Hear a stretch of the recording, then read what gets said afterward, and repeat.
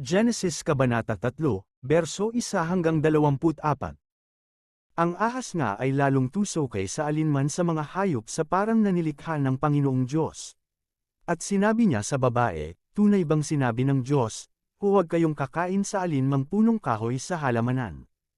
At sinabi ng babae sa ahas, sa bunga ng mga punong kahoy sa halamanan ay makakakain kami. Datapwat sa bunga ng punong kahoy na nasa gitna ng halamanan ay sinabi ng Diyos, huwag kayong kakain niyaon, ni huwag ninyong hihipuin, baka kayo'y mamatay. At sinabi ng ahas sa babae, tunay na hindi kayo mamamatay. Sapagkat talastas ng Diyos na sa araw na kayo'y kumain niyaon ay madidilat nga ang inyong mga mata, at kayo'y magiging parang Diyos, na nakakakilala ng mabuti at masama. At nang makita ng babae, na ang bunga ng punong kahoy ay mabuting kanin, at nakalulugod sa mga mata, at kahoy na mananasa upang magpapanta sa tao, ay pumitas siya ng bunga niyaon at kinain, at binigyan din niya ang kanyang asawang kasama niya, at ito'y kumain. At nadilat kapwa ang kanilang mga mata, at kanilang nakilalang sila'y mga hubad, at sila'y tumahi ng mga dahon ng puno ng igos, at kanilang ginawang panapi. At narinig nila ang tinig ng Panginoong Diyos na lumalakad sa halamanan sa kulimlim ng araw, at nagtago ang lalaki at ang kanyang asawa sa harapan ng Panginoong Diyos sa pagitan ng mga punong kahoy sa halamanan. At tinawag ng Panginoong Diyos ang lalaki at sa kanya'y sinabi, saan ka naroon? At sinabi niya, narinig ko ang iyong tinig sa halamanan, at ako'y natakot, sapagkat ako'y hubad, at ako'y nagtago. At sinabi niya, sinong nagsabi sa iyong ikaw ay hubad? Nakakain ka ba ng bunga ng punong kahoy, na iniutos ko sa iyong huwag mong kainin?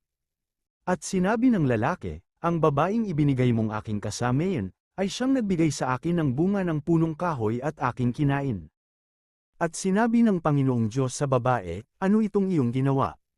At sinabi ng babae, dinaya ako ng ahas, at ako'y kumain.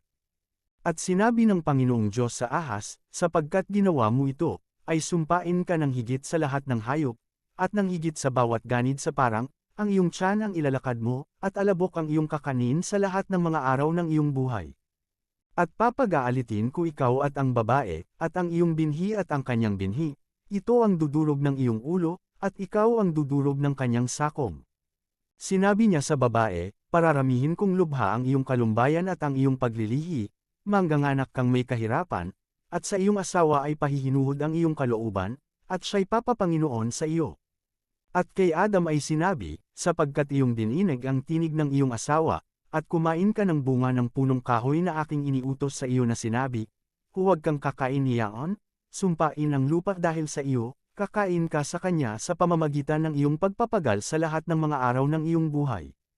Ang isisibol niyaon sa iyo ay mga tinik, at mga dawag, at kakain ka ng pananim sa parang.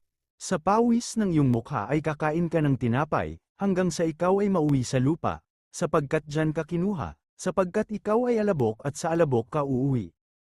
At tinawag na Eva ng lalaki ang kanyang asawa, sapagkat siya ang naging ina ng lahat ng mga nabubuhay. At iginawa ng Panginoong Diyos si Adam at ang kanyang asawa ng mga kasuutang balat at sila'y dinamitan. At sinabi ng Panginoong Diyos, narito't ang tao'y naging parang isa sa atin, na nakakakilala ng mabuti at ng masama, at baka ngayoy iunat ang kanyang kamay at pumitas naman ng bunga ng punong kahoy ng buhay, at kumain at mabuhay magpakailanman. Kaya pinalayas siya ng Panginoong Diyos sa halamanan ng Eden, upang kanyang bukirin ang lupaing pinagkunan sa kanya. Ano pat itinaboy ang lalaki, at inilagay sa silanganan ng halamanan ng Eden ang mga kerubin at ang isang nagniningas na tibak na umiikot, upang ingatan ang daang patungo sa kahoy ng buhay.